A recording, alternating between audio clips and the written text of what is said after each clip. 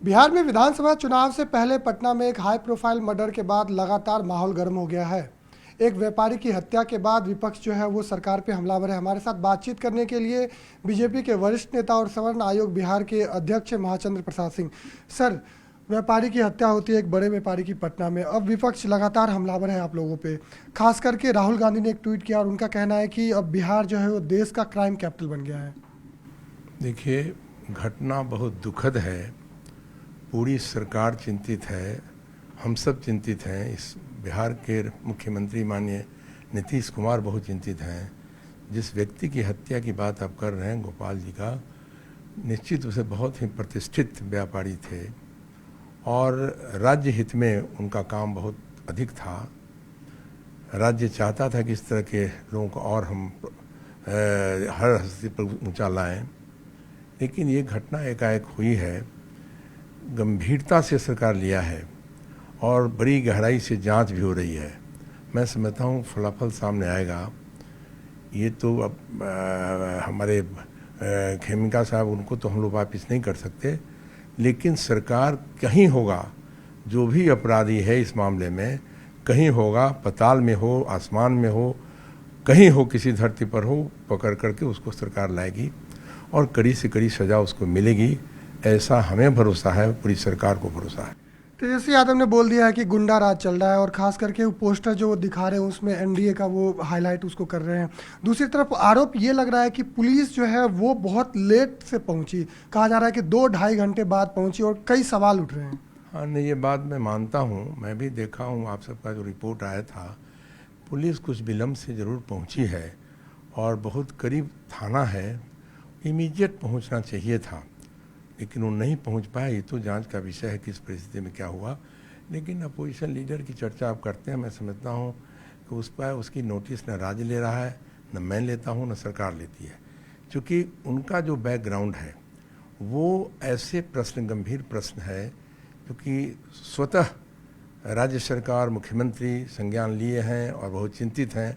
वैसी परिस्थिति में अपोजिशन लीडर की हैसियत से जो भी वो बोल रहे हों, लेकिन वो खाली इतना ही मैं कहूँगा कि अपने जो शासनकाल रहा है आरजेडी का, उसको भी देखें। क्या तस्वीर थी, कहाँ फिरौती का जो है डील होता था, कौन कौन लोग थे उसमें, मैं नहीं नाम लेना चाहता। इसलिए आरजेडी या कांग्रेस का जो कम्बिनेशन है वो इस पर कोई टिप्पा टिप्पणी करने लायक नहीं है। सरकार स्वतः संज्ञान ली है और गंभीरता से काम भी हो रहा है और सज़ा, कड़ी से कड़ी सज़ा होगी। आपराधिक एक भी नहीं बचेंगे, हमें ऐसा भरोसा है। विधानसभा चुनाव से जिस तरीके से ये क्राइम की खबरें आ रही है, हमने महाराजगंज वाली भी खबर देखी, पटना वाली खबर देखी, क्या आपको लग रहा है कि इससे आपकी सरकार को नुकसान होगा ठीक चुनाव से पहले जिस तरीके से हो रही है घटनाएं? नहीं, कहा ना कि नीतीश कुमार जी पूरे देश में जाने जाते हैं सुशासन से, विकास से। विकास की गति भी उन्होंने जो दिया है राज्य में, वो पूरा देश के स्तर पर लोग जानता है, अप्रिशिएट करता है कि सीमित साधन में माननीय मुख्यमंत्री नीतीश कुमार जी ने एक दिशा दिया है, विकास की गति को तेज किया है। हर मामले में, हर फोरम पर उन्होंने तेज किया और सुशासन भी दिया है। लेकिन ये अनहोनी घटना हुई है, दुखद घटना हुई है, चाहे पटना की हो या फिर हमारा सिवान जिले में भी घटना घटी है। निश्चित रूप से काफ़ी दुखद घटना है।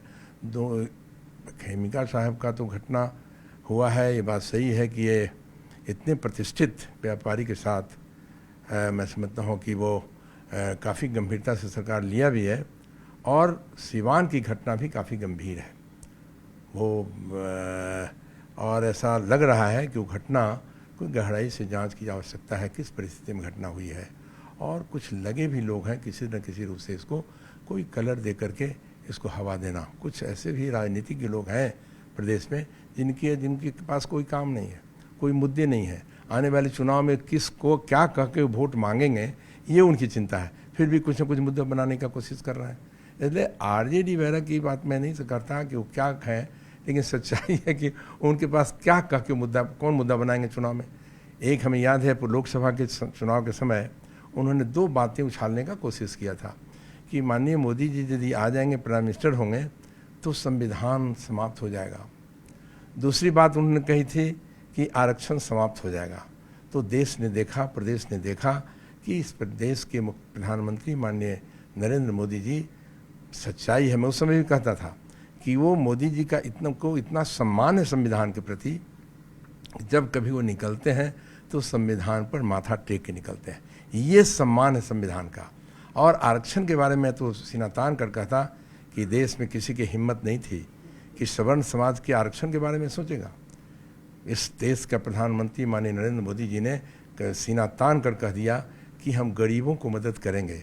सवर्ण में भी गरीब है और गरीबों को भी 10% आरक्षण की व्यवस्था किया। और आप देखा होगा कि पूरा देश ने एक्सेप्ट किया, स्वागत किया।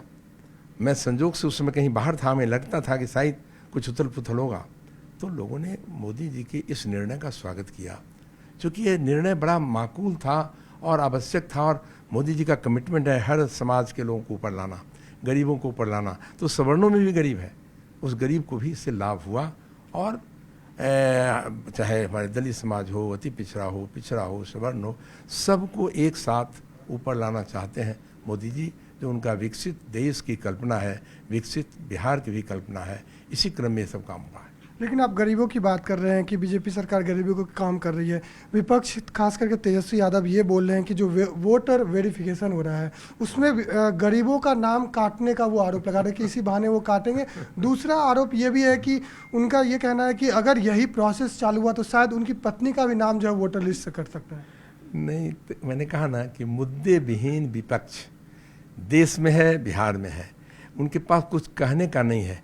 ये तो नॉर्मल है, हमेशा चुनाव के पहले कुछ न कुछ जो है वोटर लिस्ट में लोग नाम जुड़वाते हैं, कटता है, कुछ मर गए लोग, कुछ बाहर चले गए लोग। तो ये प्रक्रिया सामान्य प्रक्रिया है, उस पर टिप्पा टिप्पणी करना, आयोग पर उंगली उठाना है, ये उचित नहीं है। तो ये हमारे साथ सवर्ण आयोग बिहार के अध्यक्ष महाचंद्र प्रसाद सिंह थे, जिनका सीधे तौर पे ये कहना है कि विपक्ष खास करके तेजस्वी यादव जो है वो अलग अलग मुद्दों को बेकार की उठा रहे हैं। खास करके जैसे क्राइम वाली खबर हुई है पटना में, तो उस पर पुलिस लगातार कार्रवाई कर रही है और नीतीश सरकार जो है उस पर काम कर रही है। कैमरामैन विकास ठाकुर के साथ अंकित, न्यूज़ 18 इंडिया, दिल्ली।